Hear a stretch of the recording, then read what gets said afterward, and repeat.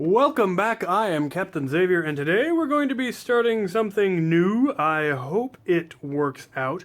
The goal for this build is to be able to attach the front half of a Sledgefire to a Drain Blaster using my usual modular design. So we're going to see how that works out. Pretty much going to cut off all of the functioning mechanism and just replace it with a section of 3/4 inch PVC, since that's what my Drain Blaster's attachment points are. Try to figure out how I can preserve the release mechanism on it, but other than that, probably just going to hack it off right about here, come up with a new release mechanism, add the attachment, and see how it works.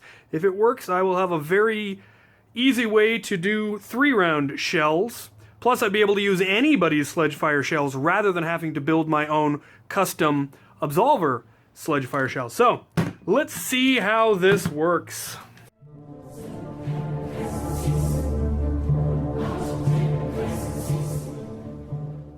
I will be, of course, trying to turn this into some sort of a rail-attached shell holder.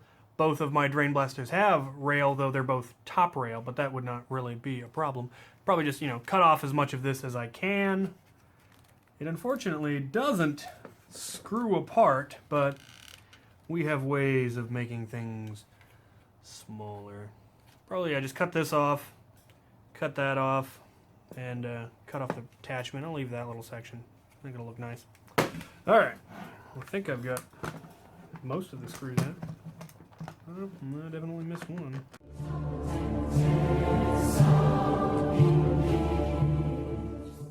Someday I may find a use for all of that, but for now, it doesn't take much pull to release that. I pretty much just need to get a piece of 3/4 inch pipe and attach it in the middle here. There's going to be some dead space, which is unfortunate, but I feel acceptable.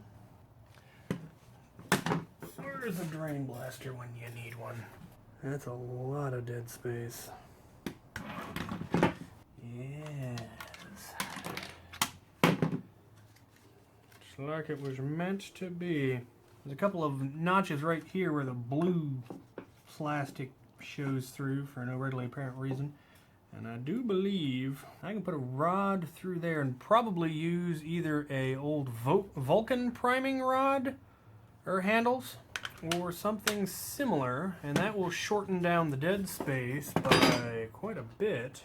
Okay, I'm going to cut it off where it's the most aesthetically pleasing, though perhaps not the most. There'll be a little bit of extra dead space, but I don't care. That is a possible downside. There aren't a whole lot of screws in this section of the blaster. It's alright, it's pretty much going to get glued together. Let me know in the comments if you can think of anything that I can do with that.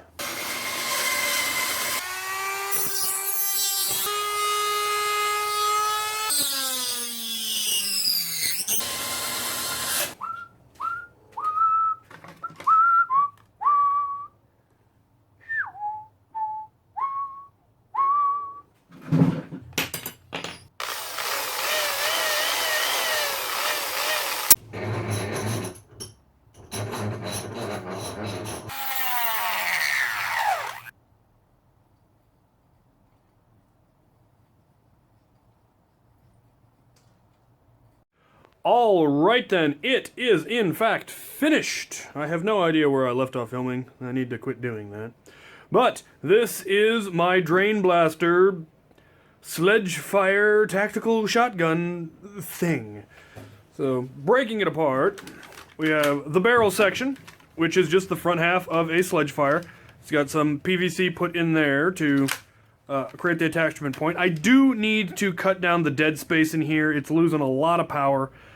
Fortunately, I can just put in an adapter and a little bit of pipe, and it will fit a lot nicer.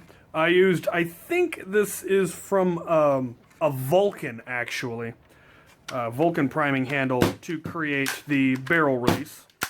And it works quite nicely. And it just uses the same 3/4 inch attachment point that all of my Absolvers do, so it just fits on right on the end.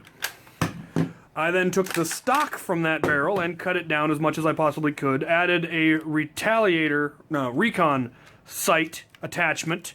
Just screwed it on there. So I now have a rail attached Sledgefire shell holder that could attach to, you know, any rail attachment you felt like. It is, of course, designed to be slightly left-handed, because I am left-handed. And then we have, of course, a stock. And this is a regular Sledgefire stock. I had the one from my Sledgefire that I will wear on my belt occasionally. And I'd removed the stock, and I was thinking, well, what can I do with it? And I discovered, you know, I looked online and discovered that, yeah, it's fairly easy to cut the attachment point so that it can be put back onto a Sledgefire and removed easily. So I took the handle off of this Sledgefire and attached it to a Recon stock mount, and then modified this part of the stock so that I could either attach it to this and make it standard rail attach, you know, attach it to any Nerf gun you feel like, or I can take it off and I can pop it back on my other complete Sledgefire and have a stock on that again. So, you know, me, modular, it's my thing. So, there you have it. It works fairly well, fairly comfortable, and I think it turned out well. I mostly built this because I've got a friend who's a huge fan of Sledgefires, and he wanted to know what I could do with one, so this is what I can do with a Sledgefire, Brett. He's seen it, he was here. Well, it wouldn't be a new blaster video if it did not have a firing demonstration, so here we go. I should probably load it. And now for a firing demonstration.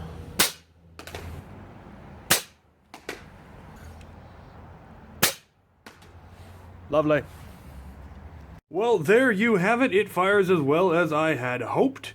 One thing I wish I had done when I had it open was increase the shell ejection spring enough so that when you pop it open, it actually fully ejects the shell.